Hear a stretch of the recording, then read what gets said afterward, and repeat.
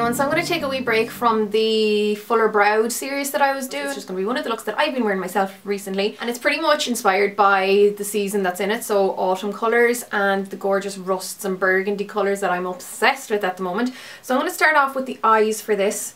This guy here is the colour Metallic Pomegranate number 70. Now these are called different names in the States, so I'm not really sure what this is, but it's just this gorgeous red colour basically. It's absolutely gorgeous. It has very subtle gold flecks in it. So I'm just going to start off and apply that directly onto my lids. I'm not too careful yet. You have a little bit of playtime with these, so I'll just pop them on with my finger and then just grabbing a blending brush, I'm going to use that to buff out the edges. I'm going to be using a few Inglot colours for these, and I will put all the colours, or the colour numbers or names on my blog as usual, but I'm going to start off with this really light cream colour. It's very like maybe Brulee or Mylar by MAC if you're looking for something from MAC or something similar. I'm just going to apply it there underneath the eyebrow, so it's going to be a good base as well for blending over. And I didn't want anything shimmery because the eyeshadow on the lid is going to be a little bit sheeny. And then for the main lid colour, I'm using this gorgeous Inglot colour. So this reminds me of, is it Cranberry by MAC? It's just basically another really gorgeous dark burgundy kind of wine red. And I'm going to apply this over that colour tattoo. It's a gorgeous rich colour. I love the colour payoff of these. I'm absolutely obsessed. I haven't been to an Inglot shop in months. I don't know if I've been to an Inglot shop this year. I definitely need to go back soon. I really want to get their new lipstick palettes, the colourful ones. And then just go in with my blending brush and soften that edge. I'm actually going to be using this Kiko colour, which is one of the long lasting wet dry use eyeshadows, and it's number 218. It's this gorgeous peachy gold.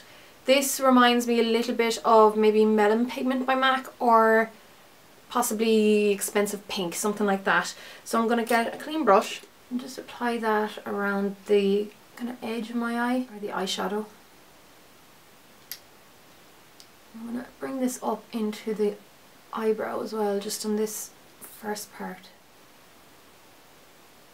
I'm going to go into this slightly darker colour in a similar tone, and I'm going to apply that underneath the lower lash line. If you're interested in the rest of the colours in these palettes, because I do get asked a lot about them, I will just leave a link below to the blog post that I have on all my palettes by Inglot to date. So you'll see all the different palettes there and how I kind of group the colours together and the names and all that kind of stuff. So, and now I'm going to go into a darker brown.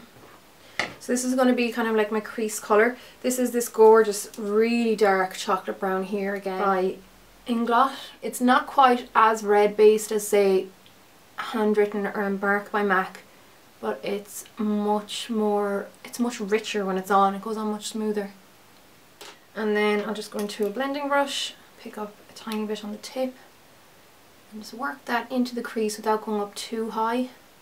And just kind of do little circular motions there in the actual crease, in the indentation. I might actually bring that lower, the colour underneath my eye down a little bit further, so I'm just going to pop into the same colour again.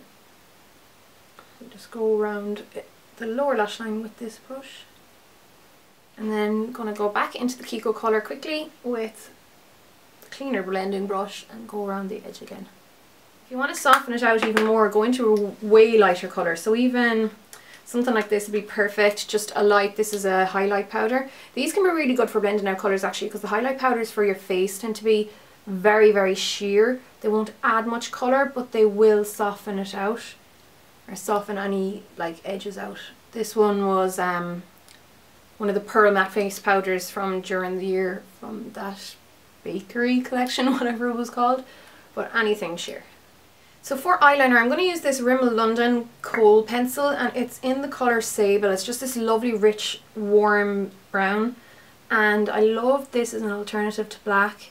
Teddy by MAC would be perfect, or Coffee or something like that. And quickly for my top lash line, rather than use black eyeliner, because I don't always like to do that when I'm doing a smoky eye, I'm going to pop into that warm dark rich brown again and just lightly line the top lash line with an angled brush. And then I'm just going to pop on plenty mascara. I'm loving my Max Factor Clumptify mascara at the moment. And then quickly, just to finish off the eye makeup, I have this sample of diamond powder. It was one of the Makeup Forever colours, and I don't know what the number is, I don't have it written down. But it's just this really pale frosty pink. It's highly reflective as well, and I like that for this look. So I'm just going to pop it there onto the inner corner. Kitschmas from MAC would be a similar, very similar colour. The only thing is it's not quite as finely milled, but it would still give a very, very similar effect. I think that finishes off the eye makeup beautifully. So I'm going to go ahead and do the skin now. I'm actually giving my Illamasqua skin base another go, and I have come to terms with it a little bit, I suppose. Basically, I found I have to moisturise or hydrate really, really well under it. I tried it over a load of different primers, and to be honest, I just wasn't getting a great finish from it, and it just doesn't work by itself on my skin. I've been totally baffled by why it's such a popular foundation. And then I went ahead and I decided to get the Hydra Veil by Illamasqua. So I've been using this underneath the Illamasqua skin base, and it is working for me. So basically I just have to have extremely hydrated skin. Now for someone, I don't have the driest skin in the world, but it does have the tendency to get a bit dehydrated, and I think that just will not work underneath the skin base. You just need to hydrate really well. But anyhow, I will do a separate video on it in a bit. So I love this Hydra Veil for underneath the eye. It really helps to rehydrate the area, because I do get very dry under eyes, and you can feel it. It feels wet as you're popping it on, which is nice. I think one of the top ingredients of it is glycerin. It's water based and it has glycerin in it, so you know it's going to keep any moisture in on the skin. The Hydra Veil does feel lovely on. I would say though, if you're very oily, give it a miss, because it'll just make you, it won't make you oilier, but it might make your skin look oilier because of the shine it gives. And again, I will go on about the Hydra Veil more in the video whenever I talk about, whenever I make a video about the skin base. So I use the skin base SB03. Now on the website, I think I mentioned before, it says that it's an NC20, but it's not. It's definitely an NC15. It's quite a yellow colour though, but it is very, very light. It pales me down quite a lot. It makes me match my neck. But as I've mentioned before, my face is a shade or two darker than my neck. The way I can get the skin base to work is to just apply a very little amount at a time. Just buff it as much as you can. And I have to keep working it over the central area of my face as well, because it can just show up the pores if I don't really work it well into the skin.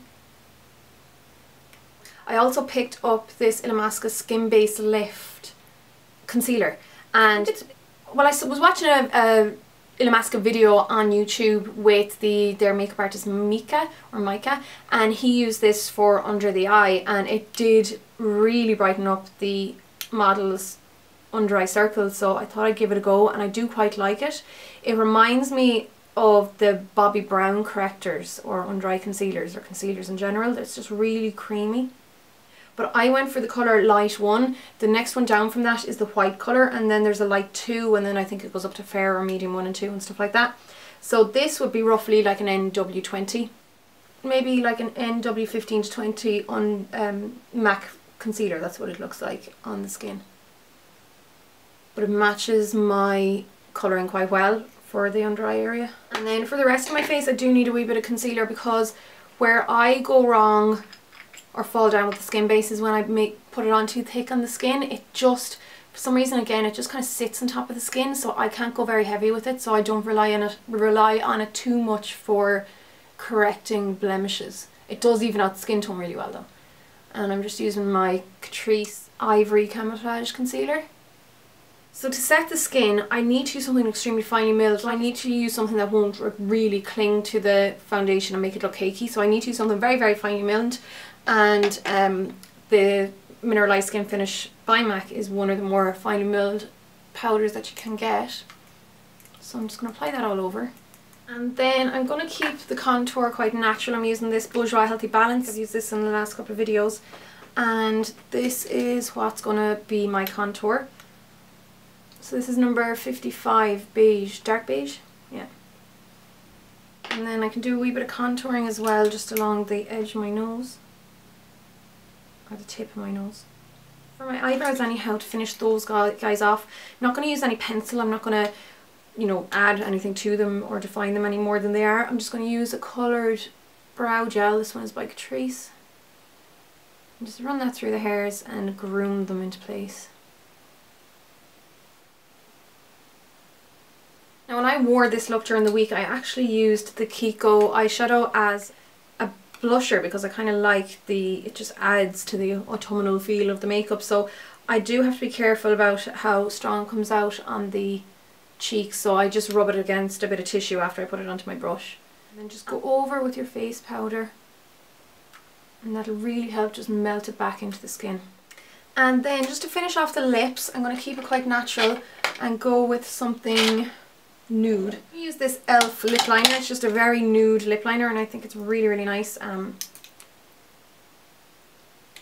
It's quite creamy as well when you're putting it on. It's just the lip liner and blending brush by e.l.f. in the colour Crystal, which is kind of a funny name for it. I'm just going to use this matte colour. I think I used this in a recent video. It's Altered Beige from the Korean Rothford collection, I think. And just pop that over the lip liner. There's the finished look. So you can see it's just quite a romantic, almost a little bit gothy smoky eye, but it's just perfect for this time of the year. I love the colours. I'm totally crushing over those burgundy kind of wine colours, like I said a million times before already. But I hope you like this. There'll be loads of pictures on my blog as usual, as well as the full product list. And I will chat to you again really soon for my next video. Thanks a million for watching, guys. Slán! And then quickly, just to finish off the eye makeup, I have this diamond powder.